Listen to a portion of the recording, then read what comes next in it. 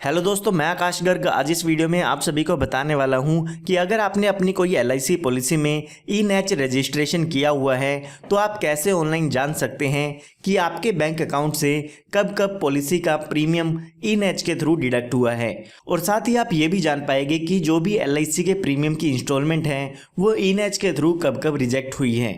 ये जो ई-नैच ट्रांजैक्शन की डिटेल है वो आपके लिए जानना इसीलिए ज़रूरी है ताकि अगर आपके बैंक की तरफ से कोई भी जो इंस्टॉलमेंट है एलआईसी प्रीमियम की वो कैंसिल हो जाती है तो उसके पॉलिसी प्रीमियम पर आपको लेट फीस लगना शुरू हो जाती है। जितने दिन भी आप लेट प्रीमियम की पेमेंट करेंगे उसकी लेट फीस के चार्जेस आपको पे करने होते हैं। साथ ही अगर आप अपनी एलआईसी पॉलिसी का प्रीमियम टाइम पर पे नहीं करते हैं तो इससे जो आपकी एलआईसी पॉलिसी है वो लैप्स भी हो सकती है। उस केस में अगर आपकी पॉलिसी का क्लेम आ जाता है तो वो आपको नहीं मिलता है। तो आइए अब जानते हैं कि आप कैसे चेक कर सकते हैं कि आपकी एलआईसी पॉलिसी की जो ई-नैच ट्रांजैक्शन है वो कब रिजेक्ट हुई है और वो कब सक्सेस हुई है। तो उसके लिए सबसे पहले आपको एलआईसी की वेबसाइट ओपन करनी है जो कि है licindia.in। इसे आप अपने मोबाइल पर भी ओपन कर सकते हैं। जैसे ही आप ये वेबसाइट ओपन कर लेंगे तो उसके बाद यहाँ पर आपको एक ऑप्शन मिलेगा अदर ऑनलाइन सर्विसेज का। इसमें आप यहाँ पर ऑप्शन एक देख पाएंगे कि लिखा हुआ है ऑनलाइन ई-नैच ई मैंडेट।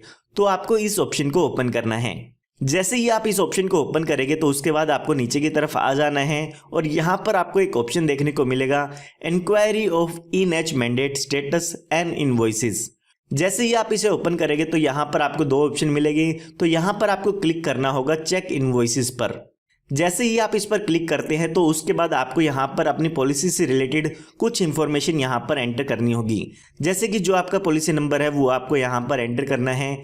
उसके बाद जो भी आपकी पॉलिसी के इंस्टॉलमेंट का प्रीमियम है वो यहाँ पर आपको एंटर करना होगा। यहाँ पर आपको ये बात ध्यान रखनी है कि जो इंस्टॉलमेंट प्रीमियम होगा वो आपको विदाउट टैक्स यहाँ पर एंटर करना है, यानी कि बिना जीएसटी अमाउंट के आपको यहाँ पर प्रीमियम एंटर करना होगा। ये इंस्टॉलमेंट प्रीमियम आप अपनी पॉलिसी की रिसिप्ट पर भी देख सकते हैं। उसके अलावा जो भी आपकी डेट ऑफ बर्थ है वो यहाँ पर आपको मेंशन करनी है और ये जो कैप्चा कोड लिखा हुआ है वो यहाँ पर एंटर करना है। ये सभी डिटेल्स एंटर करने के बाद आपको क्लिक करना है चेक इनवॉइसेस पर। जैसे ही आप चेक इनवॉइसेस पर क्लिक करेंगे तो यहाँ पर आपकी जो भी ट्रांजैक्शन है वो यहाँ पर आपको देखने को मिल जाएगी। तो यहाँ पर आप देख सकते हैं कि सबसे पहले इनवॉइस डिटेल्स यहाँ पर आपको देखने को मिलेगी। तो जिस भी डेट को आपका प्रीमियम डिडक्ट हुआ होगा तो वो यहाँ पर आप डेट देख सकते हैं। तो सबसे पहले यहाँ पर आप देख सकते हैं कि 7 जुलाई को हमारी जो पॉलिसी है उसका प्रीमियम यहाँ पर डिडक्ट हुआ है। यहाँ पर आप प्रीमियम का अमाउंट देख सकते हैं, जो प्रीमियम का अमाउंट हमारे अकाउंट से डिडक्ट हुआ होगा। तो यहाँ पर अगर आपकी जो ट्रांजैक्शन है वो सक्सेसफुल हो गई होगी तो यहाँ पर आपको ऑनर्ड का ऑप्शन देखने को मिल जाएगा, यानी कि जो इनवॉइस स्टेटस है ऑनर्ड देखने को मिल जाएगा।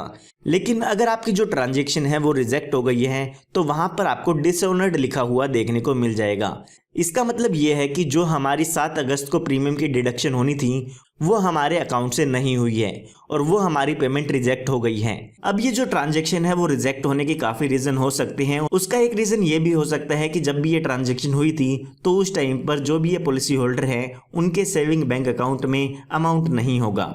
इसी वजह से हो सकता है ये जो ट्रांजैक्शन है वो रिजेक्ट हो गई हो। इसके बाद इसी तरह से आप बाकी ट्रांजैक्शन का भी स्टेटस देख सकते हैं जिसमें आपको पता चलेगा कि कौन सी डेट को कौन सी महीने में आपके बैंक अकाउंट से कितना अमाउंट एलआईसी पॉलिसी के प्रीमियम का डिडक्ट हुआ है। और अगर आप इनकी डिटेल्स को मेंटेन करना चाहते हैं तो यहाँ से इस पेज का स्क्रीनशॉट ले सकते हैं या इस पेज का प्रिंट भी ले सकते हैं। इससे आपको पता चलेगा कि आपके अकाउंट से कब कब एलआईसी पॉलिसी का प्रीमियम डिडक्ट हुआ है, या आप ये भी जान पाएंगे कि कब ई-नैच आपके अकाउंट से रिजेक्ट हुआ है। साथ ही साथ यहाँ पर आप देख सकते हैं जो भी आपकी नेक्स्ट पेमेंट होगी उसकी डेट भी यहाँ पर आपको देखने को मिल जाएगी। तो उम्मीद करता हूँ इस तरीके से आप जान पाएंगे कि आपकी जो ई-नैच की ट्रांजैक्शन है वो कब सक्सेसफुल हुई थी और कब रिजेक्ट हुई थी। इसके अलावा अगर आपको कोई डाउट है तो वो आप मुझसे कमेंट में पूछ सकते हैं। जल्दी से जल्दी मैं उसका रिप्लाई करने की कोशिश करूँगा।